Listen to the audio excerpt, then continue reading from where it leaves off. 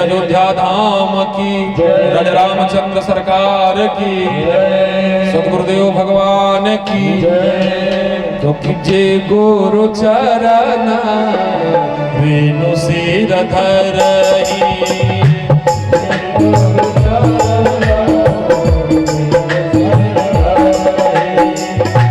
जे गुरु चरण रेणु सिर धरहि,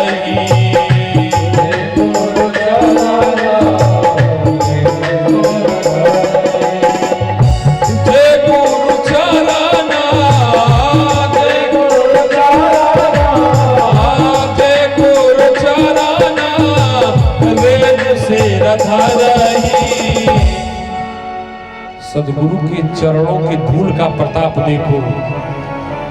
मानस में तुलसीदास जी कह रहे हैं, और मानस के अंदर रामचरित मानस के अंदर भगवान राम कह रहे हैं। सदगुरुदेव की बलिहारी, जे गुरु चरण रेणु सिर धरहि,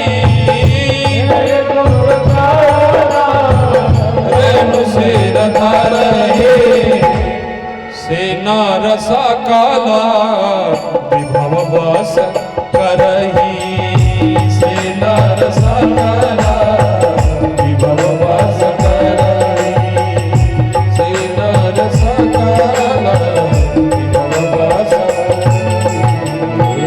बोलिए सच्चिदानंद भगवान की।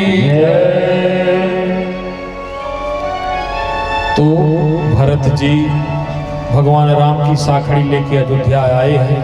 अयोध्या के राजभवन में राज सिंहासन पर विधिवत वैदिक पूजन करके स्वस्ति वाचन, स्वस्ति न इंद्रो विधस्त्रवाः, स्वस्ति न पूषा विश्ववेदाः, स्वस्ति नक्षो अरिष्टनेमि, स्वस्ति नो बृहस्पतिर्दधातु, विधिवत वैदिक पूजन करके भगवान राम की साखड़ी खड़ाओं को राजा बनाया गया, राज घोषित किया गया।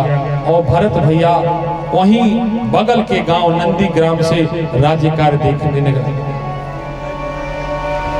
इधर भगवान राम जब से भरत आए हैं, भगवान राम के मन में ये शंका बनी हुई है कि अब तो अयोध्या के लोगों ने देख लिया है कि राम कहाँ रहता है, तो बार बार आएंगे तो कैसे पता चलेगा? क्योंकि पिताजी ने तो कहा है कि तापस वेश विशेष उदासी, 14 बरस राम वनवासी। अच्छा संदेश समझिए, राम जी चित्रकूट से क्यों जा रहे हैं? अपने जब साथ होते हैं तो वन का आभास नहीं होता। सही की गलती? सही है कि गलती? अपने जब साथ होते हैं तो विपत्ति का आभास नहीं होता। अरे बोलो सही की गलती? अपने जब साथ हो तो परिस्थितियों की कठिनाई भी बौनी हो जाती है, और कोई अपना ना हो तो। आज भगवान राम इसके साथ संदेश दे रहे हैं कि हम चित्रकूट में रहेंगे तो अपने आते रहेंगे, और अपने आते रहेंगे तो वन कहाँ आभास होगा। व्यक्ति दुखी कब होता है, परेशान कब होता है? जब अपनों से कट जाता है। और यही मूर्खता हम सभी करते हैं। जब संपत्ति नहीं रहती तो प्रेम सद्भाव से मिलके रहते हैं, और थोड़ी संपत्ति आ जाए तो। अच्छा देखिए, एक बार एक चूहे ने एक हीरा निकल लिया।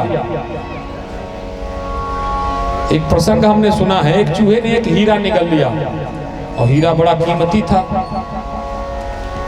अब जिस जौहरी की दुकान से हीरा निकला था वो जौहरी तो परेशान, करोड़ों का डायमंड था बाबू। अब उसने बहुत हताश होकर के अपनी बात जो है किसी संत से बोली। उन्होंने कहा ऐसा है कि देखो किसी चूहे पकड़ने वाले से समझो। चूहा पकड़ने वाला कहा है भैया, कोई बीन थोड़े ना है कि हम बीन बजाएंगे। सांप होता तो बीन बजाते, वो निकल आता, वो तो चूहा है। तो संत जी ने कहा चलो हम चलते हैं। चूहों का जमात है, झुंड है? कहा हाँ बाबा झुंड तो है। कहा चलो हम बता देंगे कौन चूहा निकला हुआ है। बाबा जी गए तो वहां चूहे तो बहुत थे।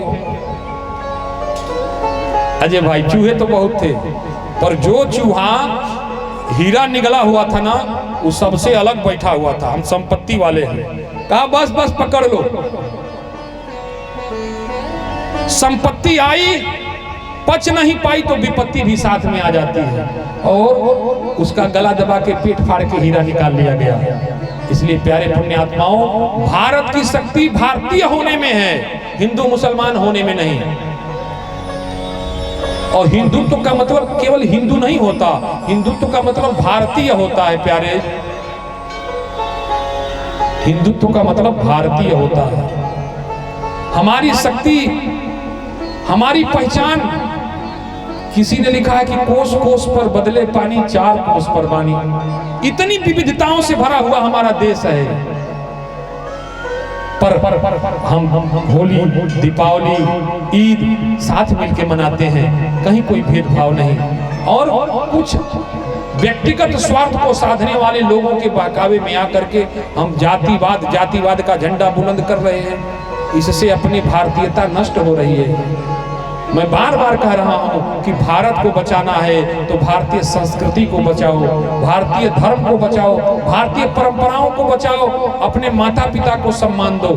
क्योंकि अगर भारतीय संस्कृति बची रही, भारतीय धर्म बचा रहा, भारतीय शिक्षा पद्धति रही, तो भारत पर अंगुली उठाने वाला, भारत का मस्तक नीचा करने वाला कोई माई का लाल नहीं पैदा हुआ है जो भारत का जो है सिर्फ नीचे कर दे। इसलिए बोलो भारत माता की जय।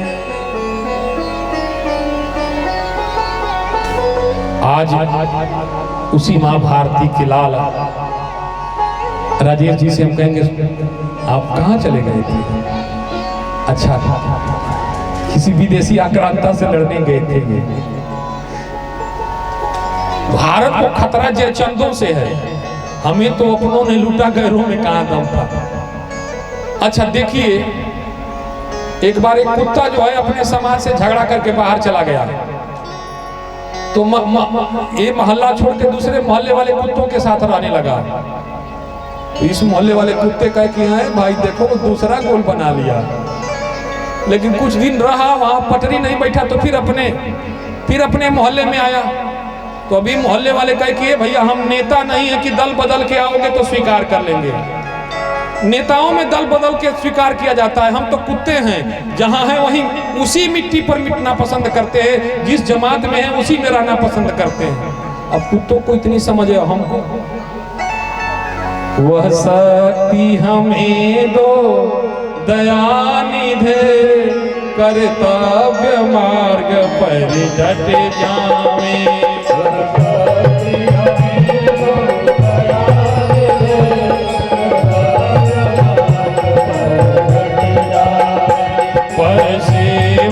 पर उपकार में हम यह जीवन सफल बना जावे।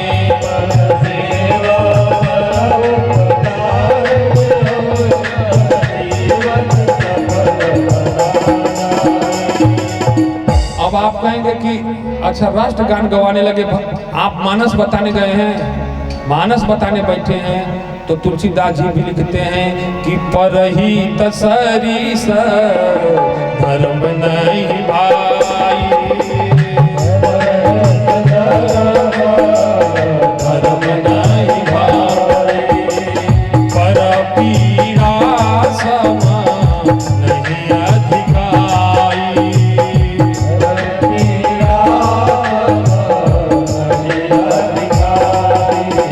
यही बात भागवत में अष्टादश पुराणेषु व्यासस्य वचनं द्वयं, परोपकाराय पुण्याय पापाय परपीडनम। परोपकार के समान पुण्य और दूसरे को सताने के समान पाप नहीं है। तो वह शक्ति हमें दो दयानिधे, कर्तव्य मार्ग पर डट जावे।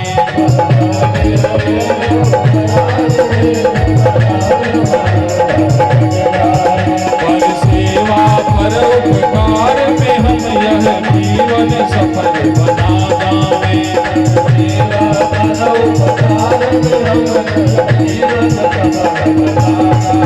जो है अटके भूले भटके उनको तारे खुद कर जावे। जो है अटके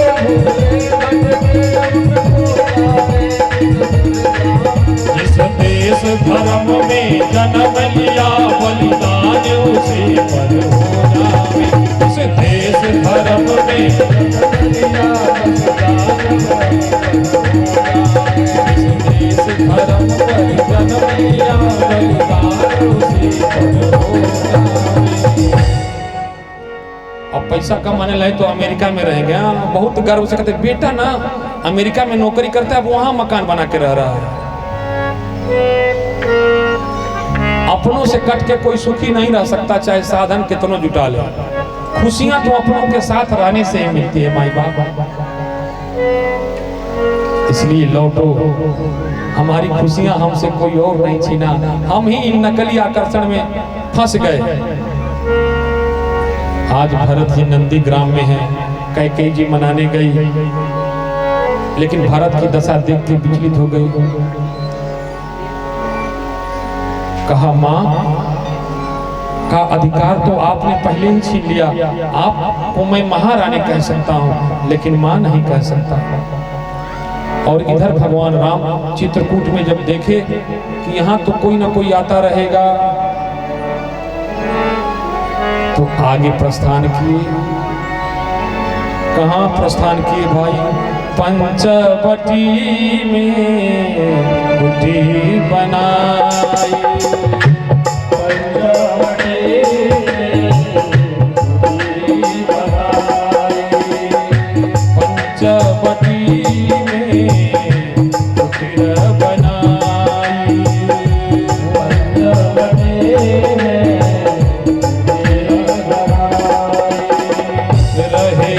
लखन सीता रघुराई।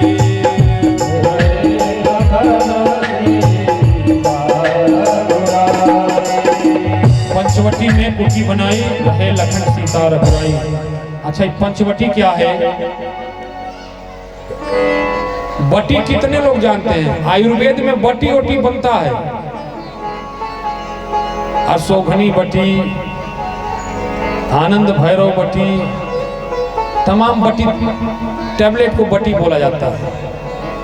अब पंचवटी में भगवान गए हैं तो हमको लगता है कि पंचवटी तो इस शरीरीय है, क्योंकि क्षितिज पावक गगन समीरा। क्षितिज पावक गगन समीरा। क्षितिज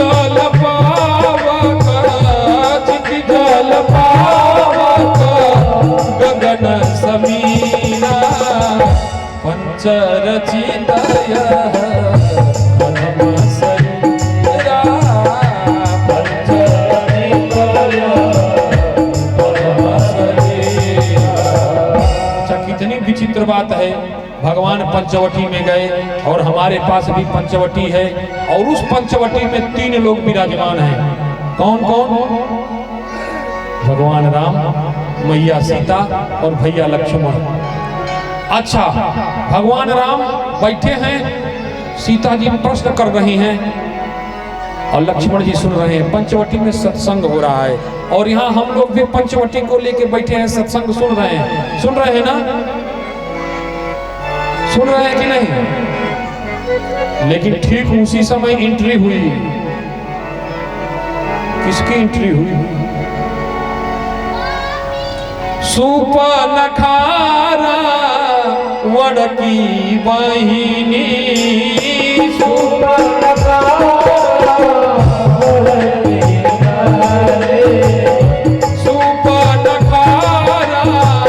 वड़की बहिनी।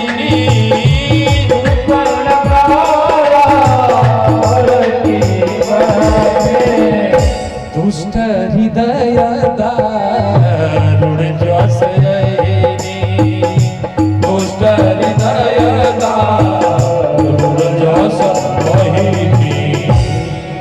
नागिन है, यश को खाने वाली है, दुष्ट हृदय है, रावण की बहन है। पंचवटी सो गई एक बारा। पंचवटी सो गई एक बारा। पंचवटी सो गई एक बारा।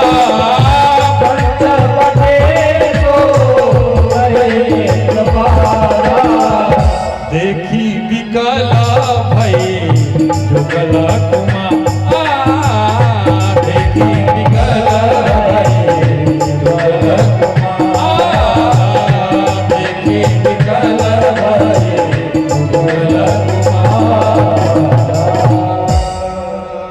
घूमने गई। और देखिए हमारी पंचवटी में भी सूर्पनखा आई जाती है। एक सूर्पनखा से सावधान रहना। भगवान राम ने संदेश दिया। बाबूजी लोग आपको बता रहे हैं, सुनिए। सूर्पनखा है तो सुंदर नहीं, पर सुंदरी का रूप बना के आई है तो छछुंदरी, पर बन के आई है सुंदरी। और ससुरी जितनी छछुंदरियां होती हैं वो सुंदरी बना के ही क्रीम पाउडर लगा के आती हैं दूसरे को भ्रमित करने के लिए। लेकिन राम जी ने संदेश दिया, जब कोई छछुंदरी सुंदरी बन के आए ना तो तुम अपनी सुंदरी की तरफ देखना, किसी और सुंदरी पर नजर न डालना। क्योंकि पर नारी पैनी छुरी जन कोई लाओ अंग, रावण के 10 सिर गए पर नारी के संग। तो किसको देखे? सीता चीताई कहे प्रभु बाता, सीता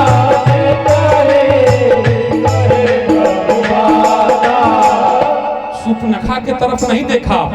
जब आप लोगों के जीवन में भी कोई सूर्पनखा आके आपको भरमाने लगे ना तो अपनी सीता को याद करिएगा। सीता चीताई कहे प्रभु माता,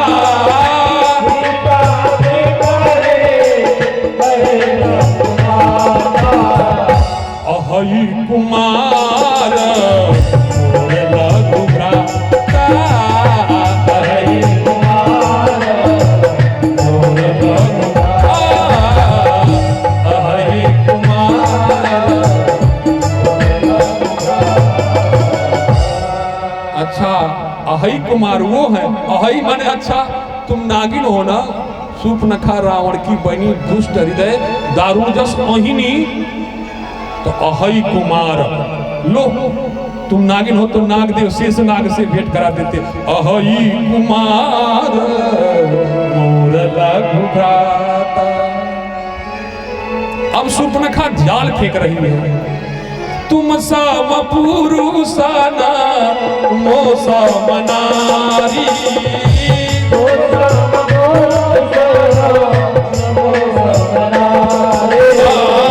तुम सम पुरुषाना मो सम नारी।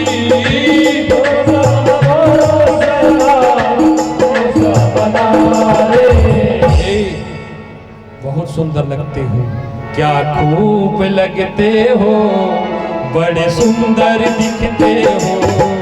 क्या खूब लगते हो, बड़े सुंदर लगते हो।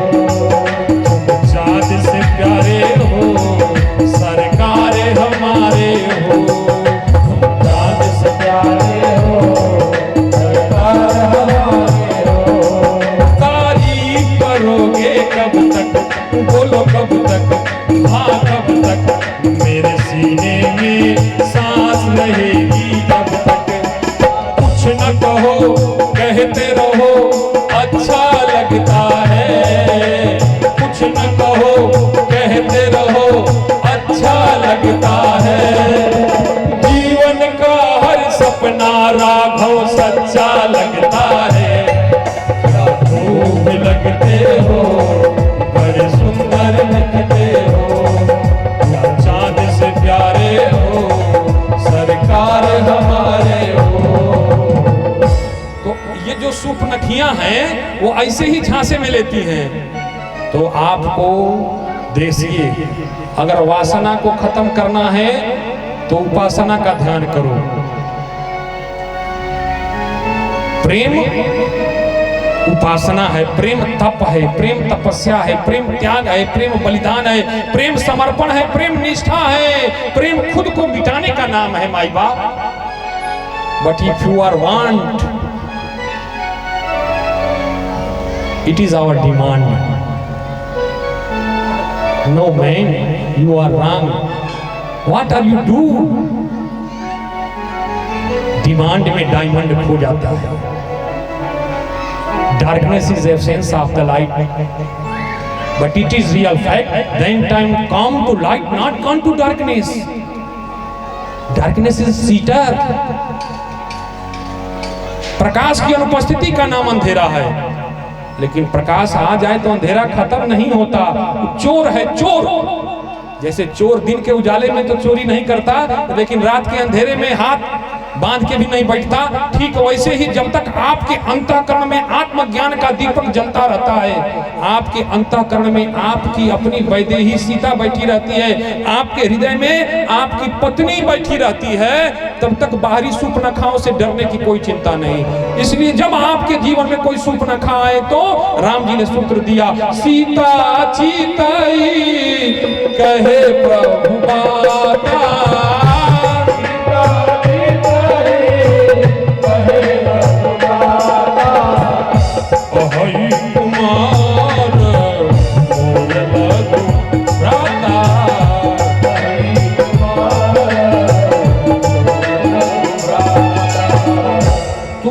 पुरुष न मौसम नारी, यह संयोग विधि रचा विचारी।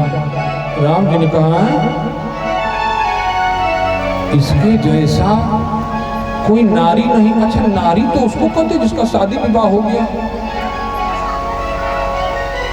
कह रहे हैं कि मन अनुरूप पुरुष जग नाही, ताते अब लग रहो कुंवारी। ये भी करे कि हम कुंवारी भी हैं, और फिर कह रही है कि नारी भी है। नारी तो उसको कहा जाता है जिसका शादी विवाह हो जाए। राम जी ने कहा दाल में काला है, तो कहा है कि काले को सफेद करने वाले लक्ष्मण भैया बैठे हैं बगल में। तो राम जी ने इशारा किया, लक्ष्मण जी ने कहा देखो भाई, हम सेवक हैं, और सेवक के साथ आओगी तो सेवकाई करना पड़ेगा। और राजा जी इनके बाबूजी के भी 3 पत्नियां थी। आइए एक ठो रखे, एक ठो और रख लेंगे तो कोनो उनसे ज्यादा थोड़े ना होगा, अभी एक कम में रहेगा। अंत में यहाँ वहां दौड़ के गई। और सच्चाई भी है, कोई सुपनखिया जो है अपने स्वभाव को बहुत देर तक छल प्रपंच करके नहीं छिपा पाती। उनका गुण और स्वभाव प्रकट हो ही जाता है, धीरे धीरे रंग प्रकट करने लगती हैं। जब यहाँ वहां दौड़ी तो उसके अंदर का आक्रोश पैदा हो गया, और मुंह बाके सीता को खाने के लिए दौड़ी। यही हमारे बीच की कांटा है, न रहेगी बांस न बजेगी बांसुरी, को पहले इसी को रास्ते से हटाते हैं। इतना करना था कि लक्ष्मण भैया ने अस्त्र उठाया और नाक कान बिनु भाई बिकराला, नाक कान काट डाला। अब तो रोने लगी, गाने लगी, चिल्लाने लगी, हाय तौबा मचाने लगी। अच्छा, हम विचार करते हैं कि पंचवटी में राम जी सत्संग कर रहे हैं, सीता जी प्रश्न पूछ रही हैं और लक्ष्मण जी सुन रहे हैं। तो सत्संग में सुपनखिया का क्या काम है भाई? जहां अच्छा बात हो रहा है वहां ऐसी दुष्ट हृदय का क्या काम है? तो सोच रहे थे, तो हमको लगा कि हाँ। अच्छा, आप लोग बताइए, पहले परीक्षा होती है कि पहले पढ़ाई? आपसे पूछ रहे हैं, पहले परीक्षा होती है कि पढ़ाई? तो सत्संग पढ़ाई है। अब पढ़ाई हो गई, राम जी सत्संग कर दिए, तो अब सुपनखा आई है चेक करने के लिए कि देखे तो सत्संगी पक्के हैं कि कच्चे। लेकिन धन्य है सत्संगी, जिस वासना ने अच्छों को बिना नाक कान के कर दिया। आज उसी पंचवटी में धन्य है वो सत्संगी जहां वासना सत्संगियों से अपना नाक कान कटा के जा रही है। बोलिए राजा रामचंद्र सरकार की, सदगुरुदेव भगवान की। तो अब वो गई कहां? अपना भैया लोगों के यहाँ। खरदूषण नाम के 2 महाबली थे, उनके पास असुरों की सेना थी। जाके बताई, भैया इस वन में ना 2 जुगल कुमार आए हैं और उनके साथ एक सुंदर युवती है। सच कह रहे हैं भैया, बहुत सुंदर है। हम जब देखे ना हमारा चित्त आकर्षित हो गया। हमने कहा कि खरदूषण भैया के लायक ये है। लेकिन जो हमने कहा ना खरदूषण भैया, तो तुम्हारा नाक सुन के देखो हमारा क्या दशा कर दी है। अब असुरों की विशाल सेना लेकर के खरदूषण चला। इधर राम जी ने कहा कि लक्ष्मण सीता डर जाएगी, सहृदया है, ये इन परिस्थितियों से अवगत नहीं है, तो इनको लेकर के तुम पीछे गुफा में छिप जाओ। भैया अकेले लड़ोगे? कार्य ठीक है, चिंता मत करो, जाओ। वाल्मीकि रामायण में एक प्रसंग आता है, जैसे गुफा के अंदर लक्ष्मण जी सीता जी को लेकर प्रवेश करने के होते हैं ना, उसी गुफा के दरवाजे पर एक सुक बैठा होता है, तोता। कहता है खबरदार बरखुरदार, इस वीरान जंगल में इस सुंदर रूपवती युवती को लेकर के गुफा के अंदर कहां जा रहे हो? पहले हमारे प्रश्नों का उत्तर दो, इसके बाद गुफा में प्रवेश करो। रूपम दृष्ट्वा फलम दृष्ट्वा दृष्ट्वा तु नवयौवनम, रूपम दृष्ट्वा फलम दृष्ट्वा दृष्ट्वा तु नवयौवनम, और निर्जने कांचनम दृष्ट्वा कस्य नो चलति मनः। रूपम दृष्ट्वा, सुंदर रूपवती स्त्री को देख करके, फलम दृष्ट्वा, वीरान वन में अगर कोई देख नहीं रहा, सुंदर सुंदर आम के फल लगे हो तो किसका हाथ नहीं उठ जाता एक फल तोड़ ले? वीरान घनघोर जंगल हो, कोई सुंदर रूपवती स्त्री हो तो किसका चित्त नहीं फिसल जाता? इसलिए पहले हमारे प्रश्नों का उत्तर दो कि इस वीरान वन में, इस गुफा के अंदर कहां जा रहे हो? लक्ष्मण भैया ने उत्तर दिया, माता यस्य सुतिर्दक्ष, पिता यस्य सुतिर्दक्ष, माता धर्म परायणा, जिसका पिता धर्ममय आचरण करने वाला हो और जिसकी मां पातिव्रत धर्म का पालन करने वाला हो, उसका चित्त चलायमान नहीं हो सकता। लक्ष्मण भैया ने अपना परिचय दिया। इधर खर और दूषण एक विशाल असुरों की सेना लेकर के आए और राम जी ने बिना लड़े उनका इतिश्री कर दिया। राम जी ने शस्त्र नहीं उठाया तो कैसे किया? कैसे मारा भाई? पंडितों की तरह। राम जी ने खर दूषण का विनाश कैसे किया?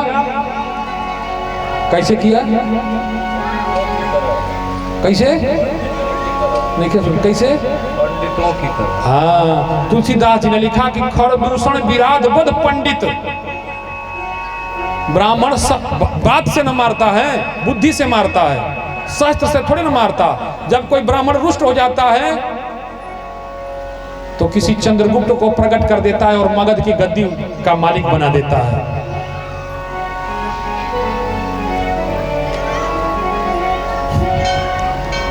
तो राम जी ने बस मोहिनी बाण छोड़ा और सबको रामे दिख रहे हैं, सब एक दूसरे को मार कट के खप गए। अब तो सूर्पनखा ऊपर से देख रही है कि तीसरी हो गया, अब